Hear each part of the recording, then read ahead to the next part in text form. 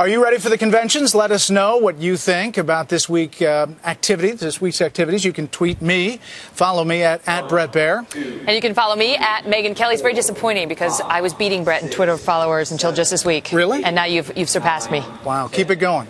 At Megyn Kelly with a Y, M-E-G-Y-N. We're going to bring back in our all-star panel now. Charles Krauthammer, Juan Williams, and Steve Hayes. So, Charles, why aren't you following me? Because I find that tweeting takes up so much of my time. But I'll think of a better reason next time when I'm not ambushed. Here's my real question. We heard Mitt Romney in his interview with Chris Wallace say that his father would have told him, and it was something he always said, which was be bold. So that's his challenge this week, to come out and be bold. Do you expect that from Governor Romney? I think he's got to be real. I think that's the problem. If you look at the objective conditions of this election, Obama shouldn't be anywhere near in a tie with Mitt Romney. He should be 20 points behind. But it's like Carter and Reagan in 1980, where on the objective conditions, Carter should have been way back, but he wasn't. People just weren't sure that Reagan was presidential, he wasn't extremist, etc. Romney, the reason that he's still neck and neck is because people don't really know him and see him as stiff. And they're not quite sure they want to change horses. And that's why he's got an opportunity Obama doesn't. Obama's going to make a speech next week, but everybody's heard him 100 times. It's not an important speech. He made 37 speeches on health care alone. But Romney's going to be his one shot to let people see that he's human, he's not robotic, that he cares. It's about this empathy business. And it's the reason Obama's up by about 20, 30 points over Romney on being likable. Well, let's take a look at that. It's USA Today Gallup just recently. Likability and the economy. And we'll see that poll, 54% to 31% on likability. The economy flips, 52% to 43%. And Obama can't change the economy, but Romney can change likability. That's why the election's in his hands. Obama is stuck with the economy he's got. That's not going to change. People know who he is. Romney has his chance. If he can narrow that gap, say by half, he wins the election hands down. Juan, what about that? That challenge, the Obama campaign is clearly trying to paint Mitt Romney and Paul Ryan as extremists. Right. And they talk about it all the time. The president did an interview just this past weekend with Associated Press, and here's one of the things he said. He has signed up for positions, extreme positions, that are very consistent with the positions that a number of House Republicans have taken. And whether he actually believes in those or not, I have no doubt that he would carry forward some of the things that he's talked about. So now Mitt Romney is an extremist. In the primary, he was too moderate. Right. So the way that the president seeks to define Mitt Romney, and this picks up on what you were saying, lots of people don't know Mitt Romney even yet, is as someone who's in lockstep with the House Republicans, and especially the Tea Party element in the House Republicans, that is defining the Republican brand at this moment, and possibly the most clear-cut way in which he's connected to them is Paul Ryan, the vice presidential pick.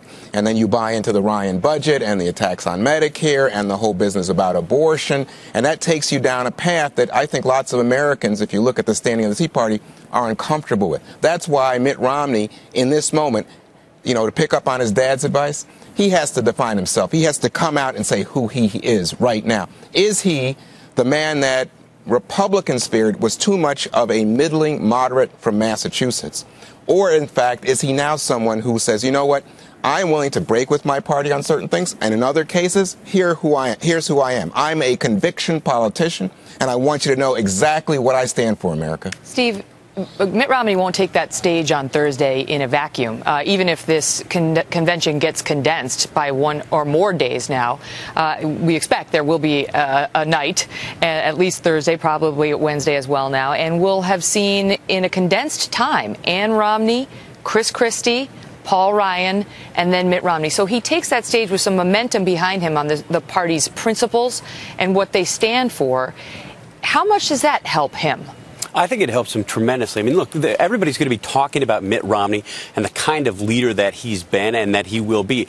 And, you know, you'll hear so much talk about what he needs to do at the convention. This is relatively simple, I think. He needs to do two things, or answer two questions. He needs to answer who is Mitt Romney, and he needs to answer what will he do as president. Those are the two questions. I think you're going to hear people alternately lay those things out. Ann Romney will be talking about her husband in a way that's different than most voters who have been paying attention to every contour of the primary have seen. Others will do so as well. He's got some Olympians coming up to speak to his role in turning around the Olympics. So you'll hear those kinds of stories. But I think also it's very important that he lay out this bold agenda that you're talking about, and that he sort of follow up the pick of Paul Ryan, which was a bold pick, with an agenda and a convention that reflects that kind of leadership, and make this a debate about leadership, styles and leadership, and where the country's going. You know, if you look at leadership right now in the polls, President Obama leads on the leadership issue.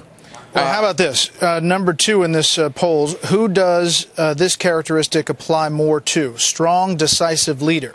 President Obama, 47%, Mitt Romney, 42%. That's what I'm saying. So I think that, and the other thing that struck me this week from the polling was that you ask the American people about the economy, they say, you know, we don't think Obama's doing all that great a job. But then you ask them about going forward. This picks up on what Steve was talking about.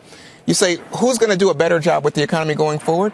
It's something like 45-43, pardon me if I'm wrong, but it's about a 2-point lead for Mitt Romney. Right, Mitt Romney should have a big lead on this one. $500 million has been spent, a lot of it on negative advertising on the Obama side, painting Mitt Romney as a corporate raider who ran vain about taking away the middle class. They got a ton of money now coming up for Mitt Romney, but it's not going to help on that point. What would help is if Mitt Romney said, here are my ideas, and here's how I differ from President Obama. Here are steps I'm going to take.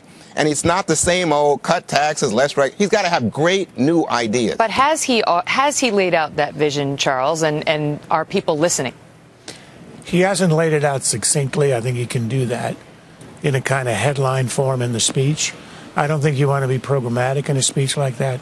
But I disagree. I think the one unique opportunity this speech will give him is to undo the hundreds of millions of dollars of negative ads on saying he's a bad guy who kills the wives of steelworkers he lays off and all this ridiculous stuff.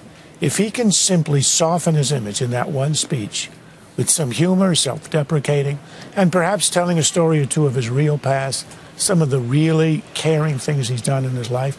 I know he likes to shy away from that. Ann Romney will talk about it.